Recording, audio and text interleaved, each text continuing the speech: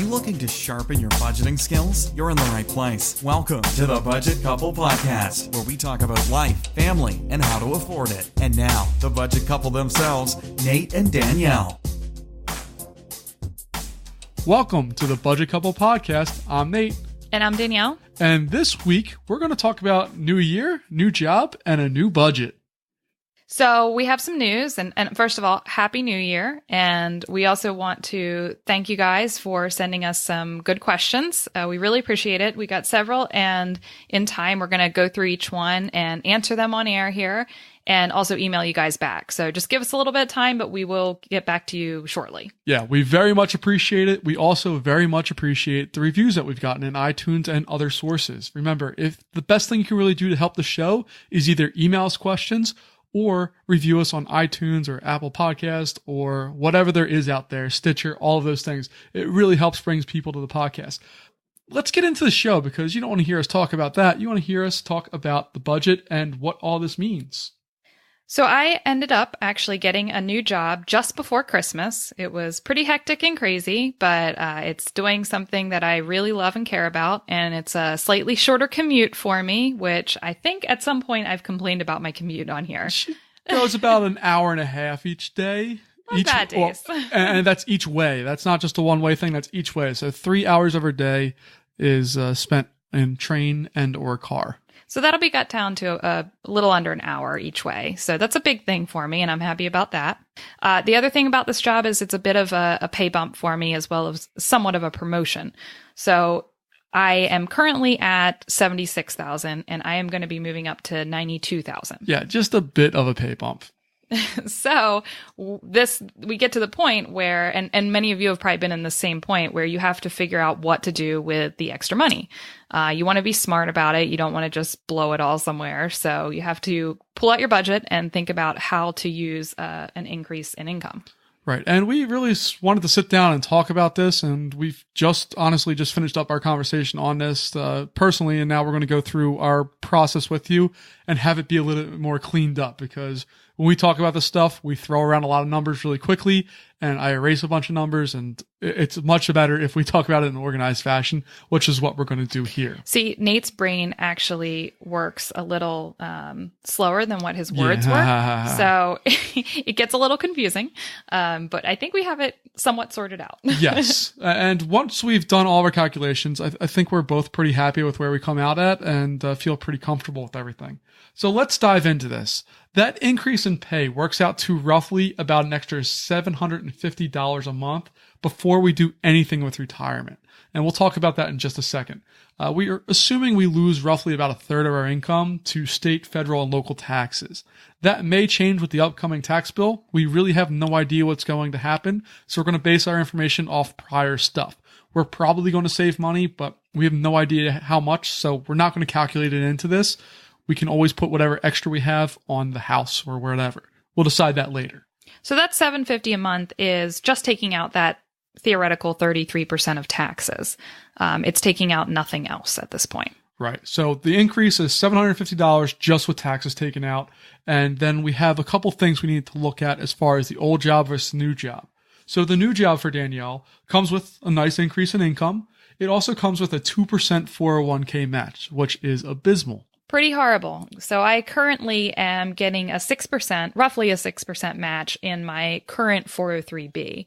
And then on top of that, I've been adding an extra 6% of my own money into that from taken out of my paycheck each month. So Danielle out of her paycheck is contributing 12% towards our retirement. And it's not just coming out of her own paycheck. It's only 6% coming out of her paycheck. The other 6% comes from the company that she works for. So we don't plan on actually increasing our expenses at all. We didn't even really think about it, actually. I don't think it was even coming up in our conversation. We feel pretty comfortable with what we give ourselves each month. Sometimes we're stretched a little bit more than others, but it's just not where we want to put our money. Right. Just because we have more money to spend doesn't mean we need to spend it. It's not a party payday kind of thing. It's money that we can do things with, but we want to do smart things with them. So we really want to plan it out. Though I will say I did briefly consider getting a bigger house that had a walk-in closet and space for a king-size bed. Yeah, that not going to happen anytime soon. But the pay increase was not quite that good. No. So we have two things that we really want to do with this extra money that's going to be coming into the house. The first is to get our retirement up to 15% or roughly 15% of Danielle's income. So before we are at 12, we want to increase that just a little bit, about 3% up to bring it up to 15%, because that's going to help us out a whole bunch.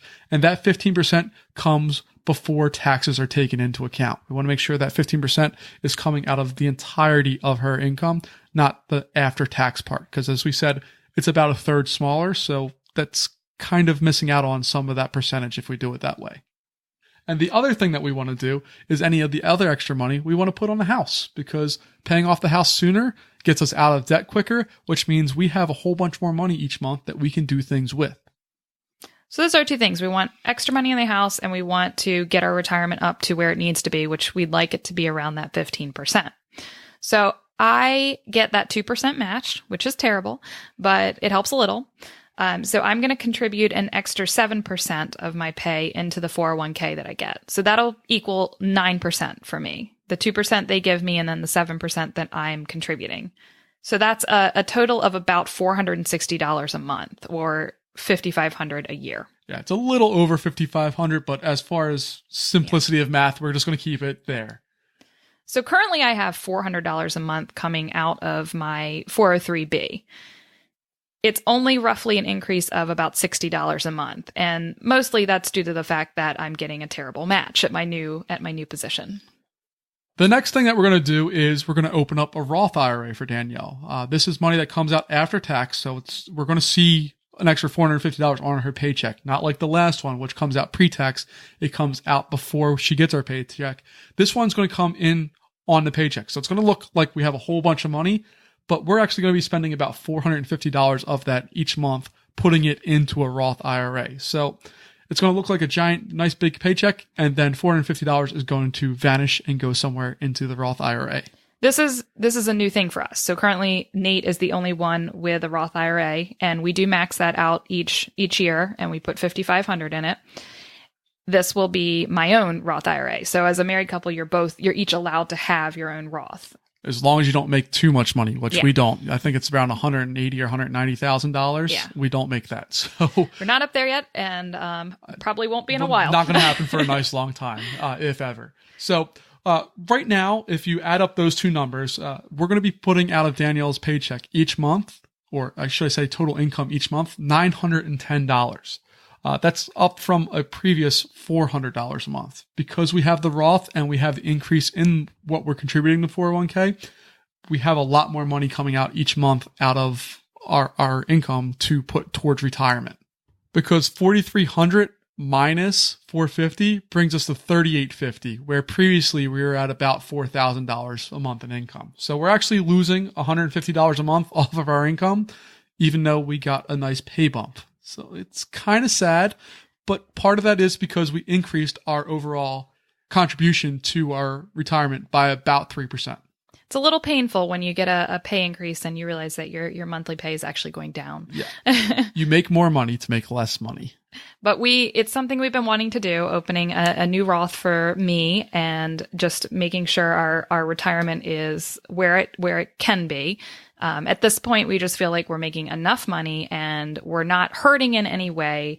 And we'd like to go ahead and contribute the maximum that we feel we can at the moment to our retirement. And in the long run, that's really going to pay off for us. Absolutely. And it should be said also that we're still able to contribute extra money onto our house. We're not hurting for anything. So $150 a month in our situation isn't really hurting us much. Depending on your situation, it may be very painful and you may want to dial things back a little bit so you at least maintain even.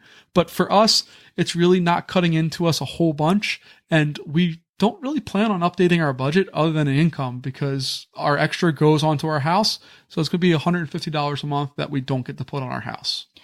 I will say that if you are in debt currently or paying off debt, it would probably be smart in this case to, instead of upping your retirement, to go ahead and put that extra money that you're making towards that debt. Just get rid of it. And when I say debt, I do not mean house debt. I mean car, credit card, whatever. But And we do have other debt than the house. We have a car. I'm paying off my computers, but those things are being covered. The car's 0% interest, and the computers are being covered by my income from selling online courses. Again, all of those are 0% interest. Exactly. So everything we have is 0% interest. While it absolutely 100% is debt, it's coming out of our budget, and we kind of understand where it's coming from, and we're okay with that. And we're at the point where we could easily pay it off in just writing a check immediately right now.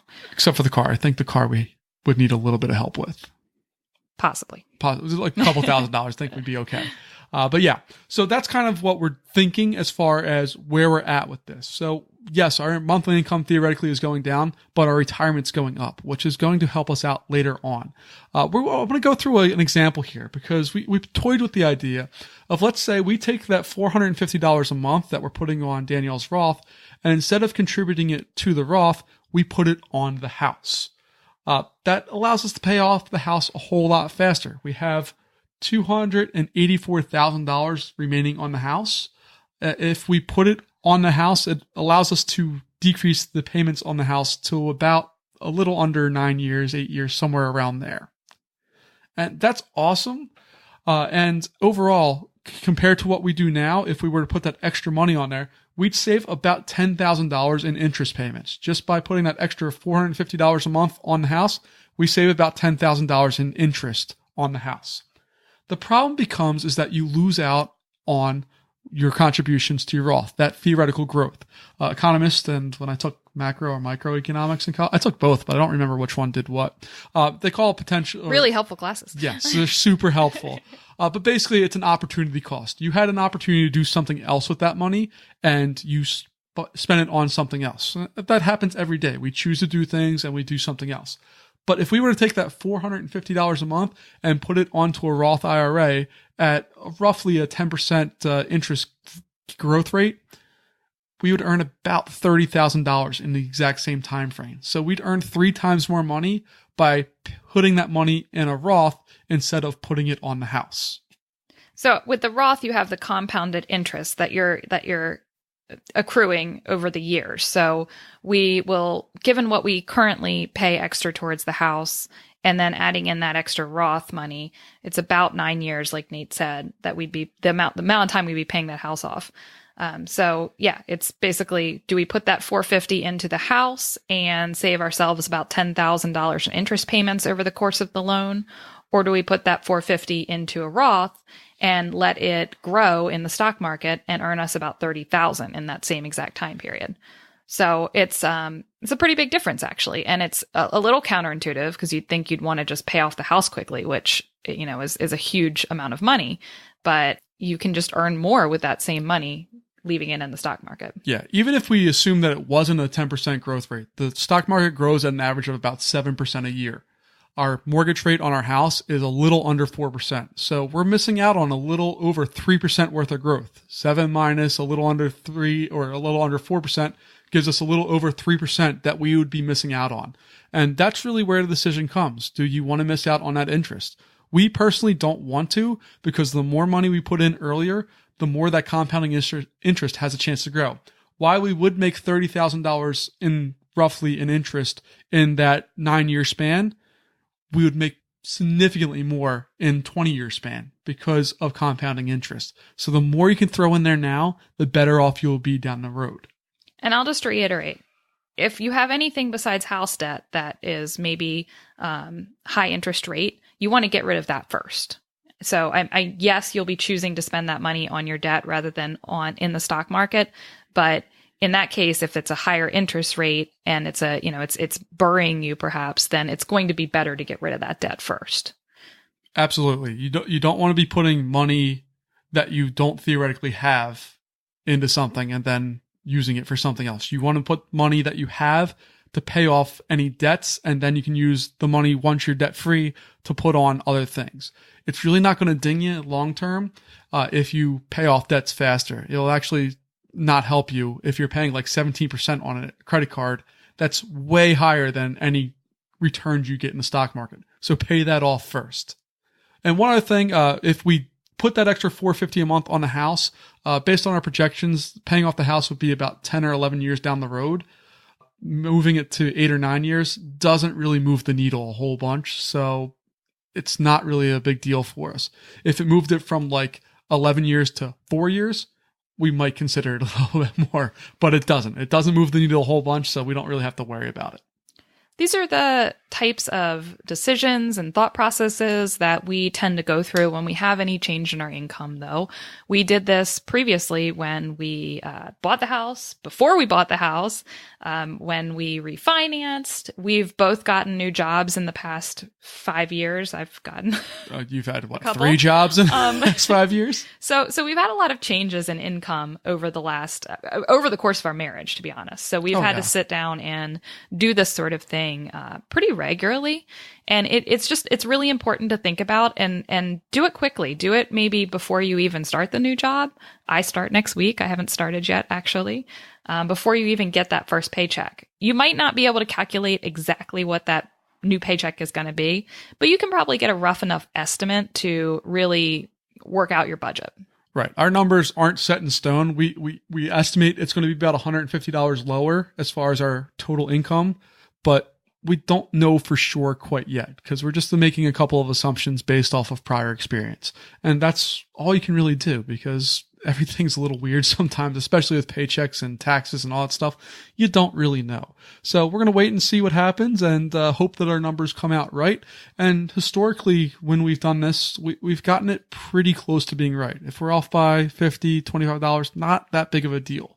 If we're off by, let's say, like $300, we got a problem. We got to figure out what happened.